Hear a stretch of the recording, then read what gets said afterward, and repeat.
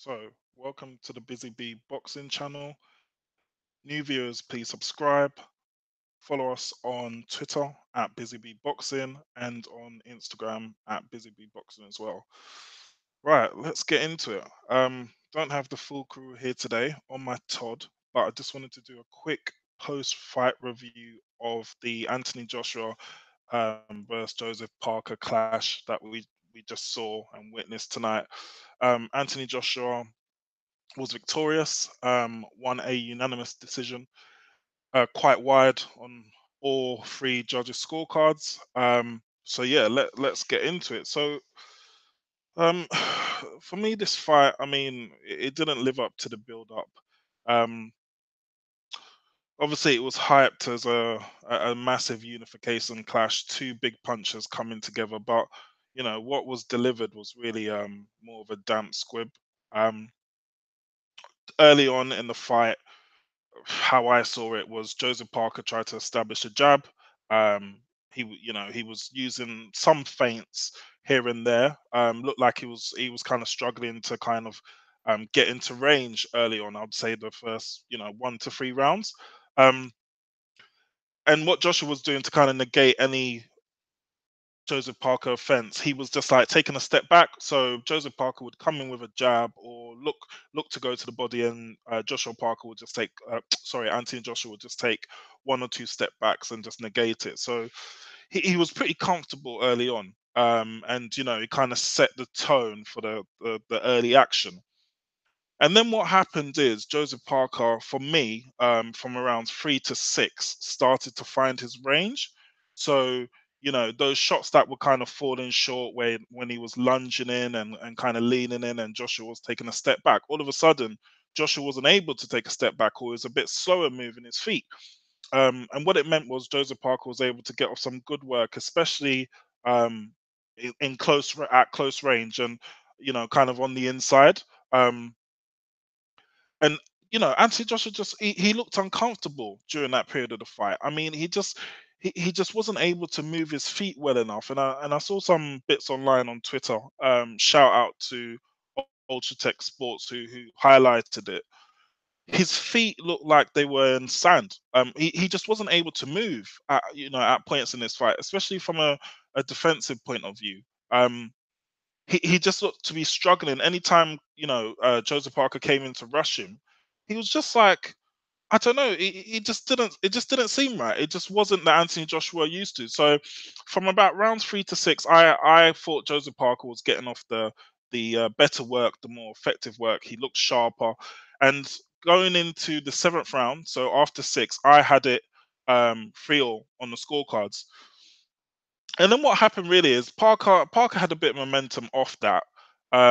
He was still trying to work and stuff, but it was a difficult one because he was trying to do work on the inside. And shout out to the referee. I mean, the referee was pathetic. I don't want to see that referee ever again in the ring. He was terrible. Anytime they got in close proximity with each other, the referee was jumping in to stop it. There was weird moments when they were both getting off inside work. To be honest, Parker looked more effective on the inside.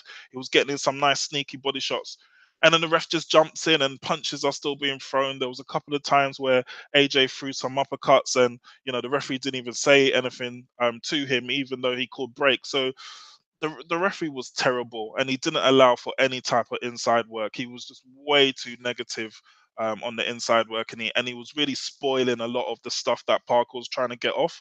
But between rounds 6 to 9, it kind of reverted back to the earlier rounds. Parker was struggling again, kind of lunging in, leaning in, wasn't getting off his work. AJ was taking, the necessary step backs to kind of evade Parker's and any kind of Parker offense. And then Parker got a cut over his eye. I'm told it was from an accidental elbow from AJ. And then really the last couple of rounds, AJ just used his jab again. He just started to box behind his jab and just, kind of saw the fight out. But for me, I had it either 8-4, maybe 7-5. Could understand 9-3, but for me, it was an 8-4 round. They all said he Hearn during the fight, how did he have it? And he said he wouldn't give Parker more than 2 rounds, which I thought was a joke. I know you're AJ's promoter, and I know you're completely biased, but come on, let's get realistic. That no way did Joseph Parker only have 2 rounds in that fight. Sorry, even the most casual, hardest AJ fanboy cannot sit there and say Parker only got 2 rounds in that fight. So, um, at the end, I thought the judges' scorecards were a joke. They were so wide, and I warned everyone on Twitter. I saw it coming. To me, what that's shown is anybody who comes over here to fight in the UK, and I think those scorecards are dangerous and basically means the fight with Wilder can only happen in the US. Anybody who comes over to the UK to fight AJ, you're not going to get a points decision unless you knock him down like 3 or 4 times. We saw in the Klitschko fight where, for me, Klitschko was up on the cards. I thought he was up until he had his shaky moment, and then AJ stopped him. But then when the scorecards were revealed, Klitschko was way down. So that was a joke. Um, and now, obviously, in this fight, I'm not saying Parker should have won this fight or was winning this fight, but for me, those scorecards were way too wide.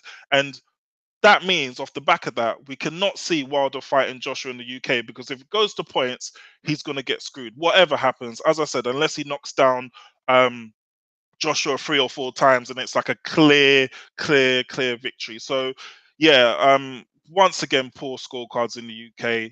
Very disappointed on that. But the key takeaways for me on this fight, just to kind of deep dive into it, are I thought Parker boxed a lot better than I thought he would. He definitely showed that he can take a punch, but then again, there were no memorable punches in this fight. AJ, for me, did it. I can't. I'm looking back at the fight, thinking back. I can't remember one memorable punch from AJ where you thought, "Wow, that was a solid punch." Um, they almost like they were both just going through the motions, and yeah, it was just poor. It was just very poor offensively from AJ. He just seemed lacking ideas. He looked like he was struggling to transition from outside to in. Like, a lot of people have said, "Oh, AJ's got this amazing jab, and if he keeps it long, it's easy work for him." But the thing about it is, now I think today we've seen, and partly against Takam as well, that if the fight is long, AJ actually struggles. He's a fighter that needs to be in that 3/4 half range where he can, get off his combination work and get off his uppercuts. He struggles when it's long, or when it's like really up close and personal, and like body work's coming off. That's where, for me, he struggles.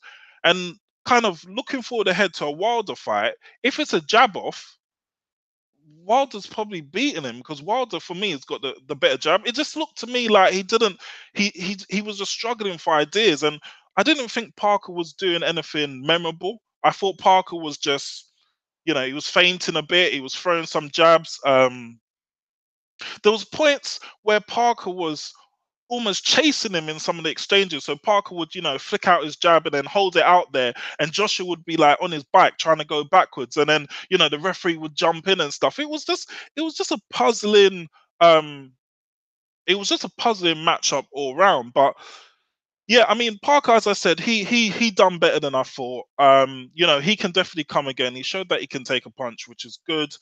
He showed that he's durable. We all know he can do the 12 rounds. I think the kind of weight loss made him look a lot sharper. He definitely looked a lot sharper than he did against Fury. But then again, Hughie Fury we're talking about is a very difficult, tricky person to figure out and fight, and obviously very negative. So I don't know if this version that we saw of Parker against AJ today really was a massive improvement on what we saw against Fury. It looked like pretty much the same fighter. Um, so yeah, obviously Parker can come again. I mean, he put in a good effort. He got cheered by the crowd at the end, which is good, I guess.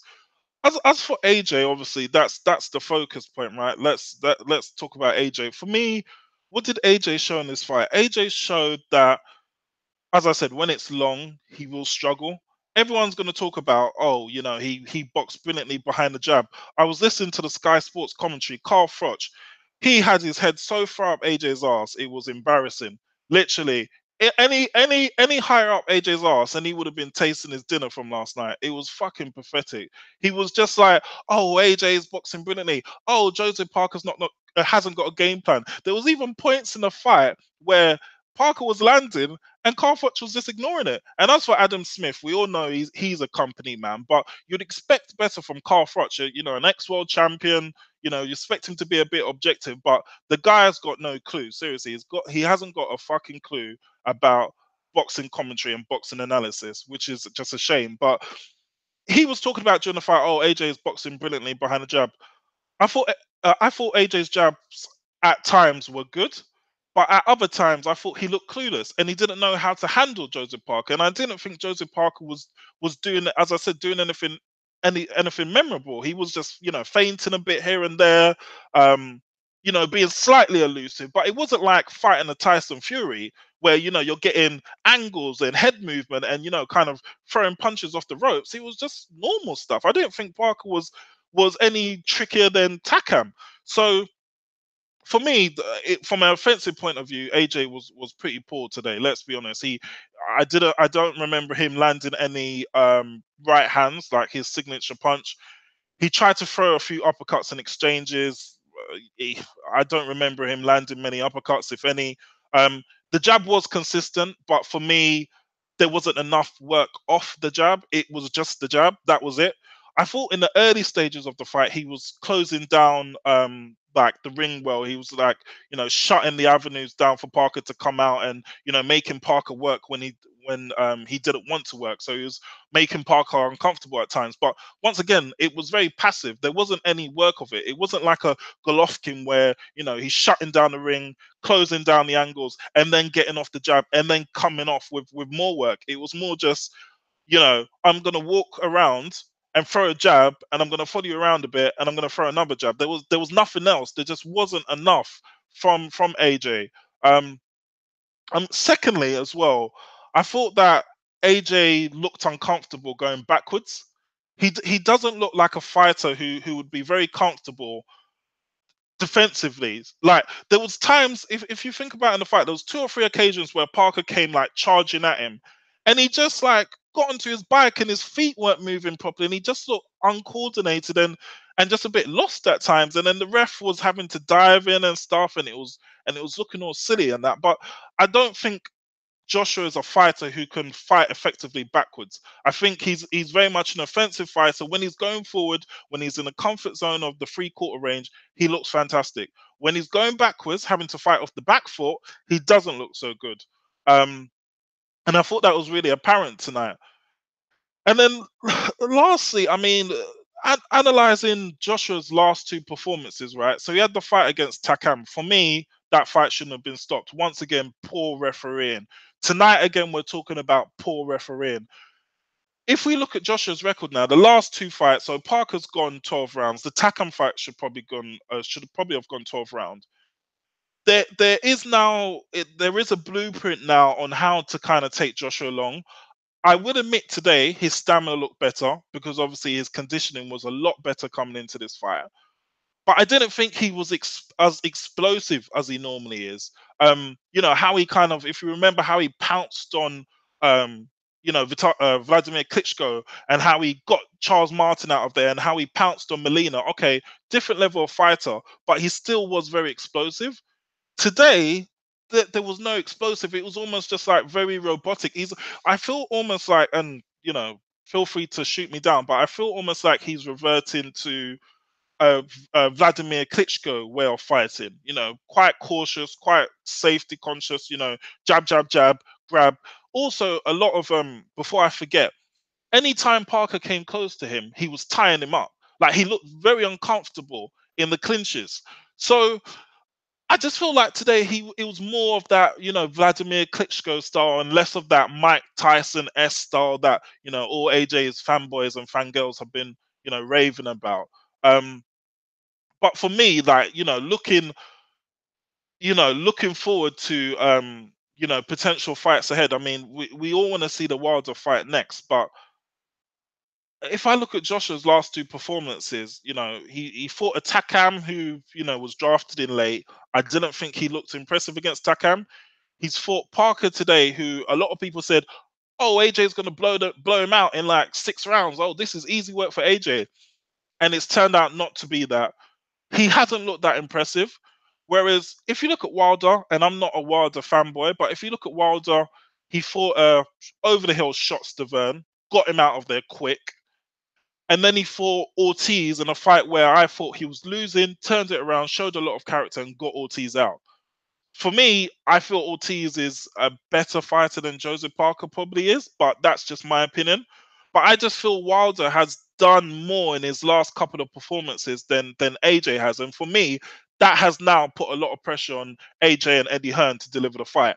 Post fight, um, when AJ was interviewed, he was asked, "Who do you want?" He said Wilder. You know, he called Wilder out. He said he'll knock Wilder spark out in the ring. Obviously, AJ's camp, Eddie Hearn, are talking big.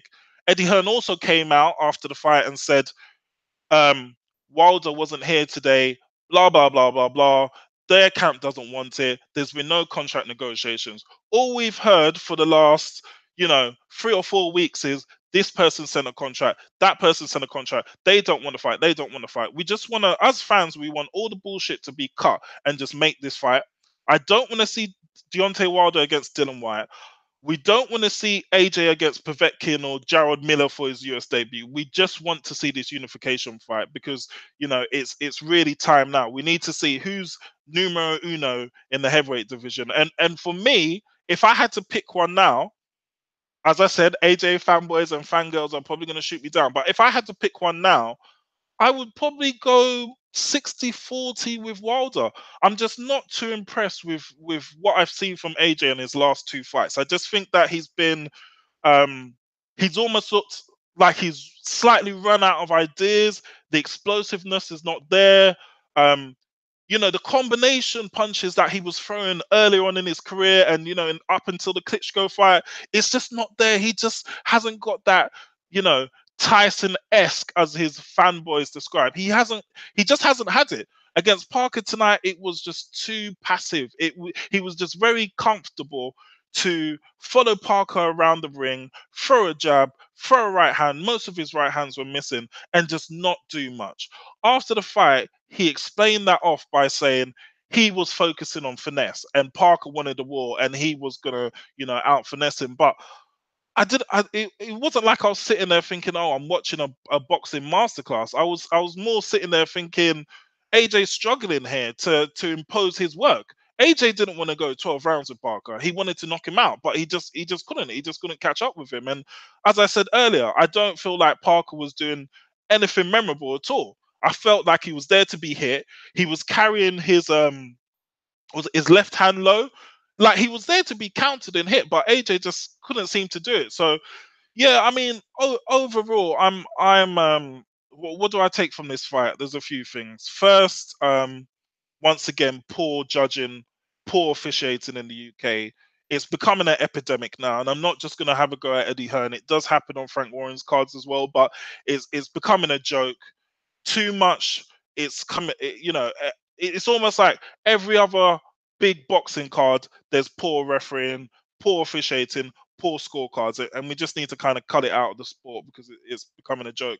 And because of that, I don't think Team Wilder are going to be too keen to come over to the UK and have the fight, because for me, unless, as I said, he knocks him out, spark out cold, or completely dominates him, he's not going to get the decision. So that's the first thing I take from the fight.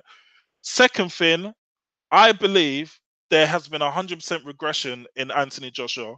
Either you can say that he's lost some of the power that he had originally, or maybe they're trying to transform his style to save his stamina, because we all know he's had stamina issues. So maybe they're looking at him thinking, let's take away some of his explosiveness and let's turn him into more of a Vladimir Klitschko type of fighter, where he's just going to fight behind the jab, throw the occasional power shot. If he gets a man out, he gets a man out. If he doesn't, he doesn't. It's more of a safety first approach. So that's the next thing I take from it. And then finally, it's more on Parker. He can definitely come again. I felt like he put in a good performance today. I felt a lot of people were sleeping on Parker. I definitely wasn't one of them. I said before the fight that the people who were using the Klitschko fight as a yardstick were making a mistake, because Vladimir Klitschko is Vladimir Klitschko and Parker is Parker. And Parker came in, he gave a good account of himself. He didn't go down. To be honest, there was no point in the fight where Parker looked like he was in any trouble at all. The only time where I was slightly nervous for him is when he had the cut And I think the round after, he was taking a lot of jabs. Apart from that, to me, he looked comfortable. So yeah, that's what I take from the fight. Obviously, AJ onwards and upwards. Congratulations to him for winning the fight. We want to see the Wilder fight next. We don't want to see anything else. As for Parker, he can come back again and rebuild. A few shout outs on the card. I didn't watch all of the card, but I did watch the David Price Povetkin fight. Um, we all knew David Price was going to get knocked out, spark out cold, but give credit to the guy. He done a lot better than I thought he would do. He rocked Povetkin in that fight. He showed his power once again. Um, Povetkin looks pretty solid. Obviously, he's off the PEDs now. He's off the juice, which is good.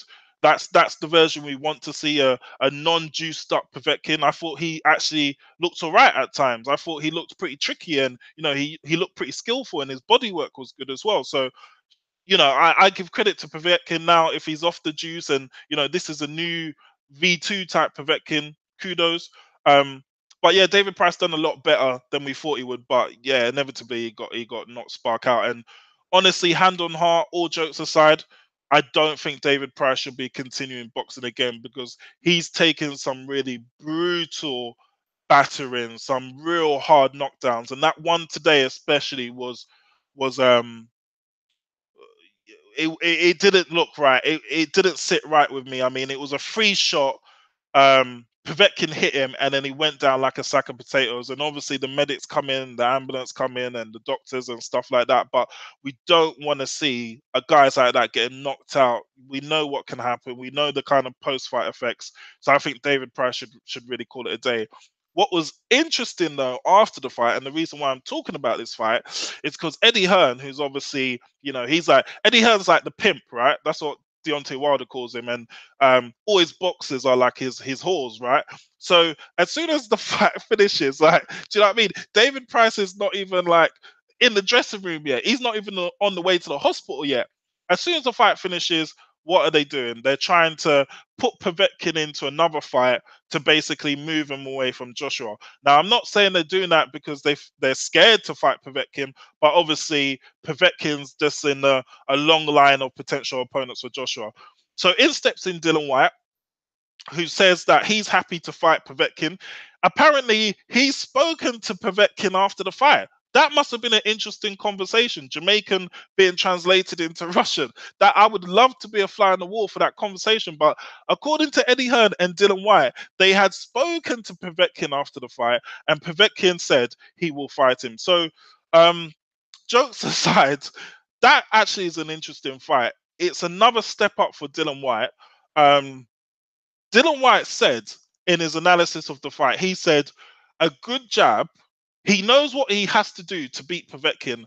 I think he said a good jab, and I don't know if he said a right hand, but he said something else, and he said that's the way to beat Povetkin.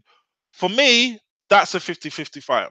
Povetkin's way better than Lucas Brown, or that version of Lucas Brown that Dylan White fought last week. Also, if Dylan White's sitting at ringside thinking, I've got the power to hurt Povetkin because David Price hurt him, I don't think that's necessarily true because it's well known that David Price hits hard. That's never been his issue. His issue has been his anxiety or his alleged anxiety, his durability, and the fact that he has a chin of a baby. That's been his issue, not punching power. He's known to be a really hard puncher, and for me, he's a harder puncher than Dylan White. So I don't know if Dylan White's been kind of he's like taking things for granted and thinking that his power is enough to do what Price done to Povetkin today. But for me, that's taking the complete wrong approach. I see that as a very close fight. I definitely think Povetkin would go into the fighter's favorite.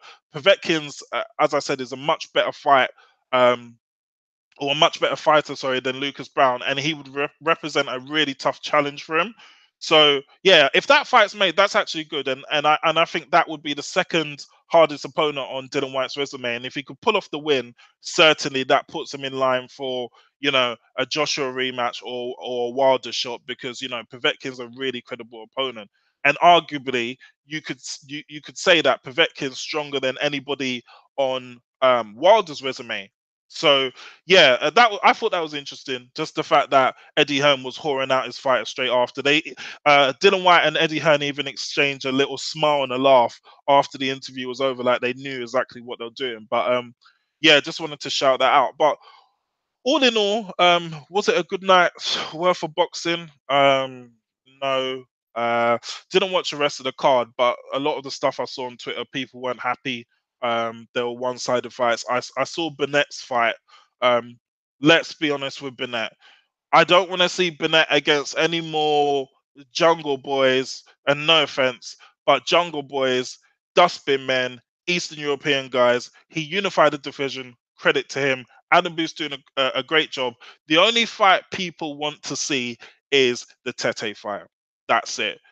Like, Eddie Hearn was quick the other day to call out Anthony Yard, say that he doesn't want any of Callum Johnson, and he was, sending shots over to BT Sport, but he's clearly very concerned. I'm not saying scared. I won't go as far as saying scared, but he's clearly very concerned to put Bennett in with Tete because Tete is universally recognized as probably the best in that division. So I don't want to see. I think after the fight, it was mentioned that Burnett may get a potential shot against the winner of McDonnell Inoue. We don't want to see that fight. I don't want to see a McDonnell Burnett unification matchroom loving. No, we want to see Tete against either McDonnell or Burnett, preferably Burnett. Um, so no more excuses, Uncle Eddie. Get that fight made. Apart from that, I didn't see the rest of the card. I heard Josh Kelly had a good win, so I want to catch that performance. But yeah, that's like my whole thoughts on the AJ fight, on the Price Povetkin fight, on the Dylan White potential matchup. Um, yeah, that's my thoughts. It sounded like it wasn't the greatest night of boxing, so that's my review. We'll probably be jumping on the podcast tomorrow, but as I said, if you're new to the channel at the start, please subscribe just to help build the brand. And yeah, follow us on Instagram at BusyBee Boxing and on Twitter at BusyBee Boxing. I'm out.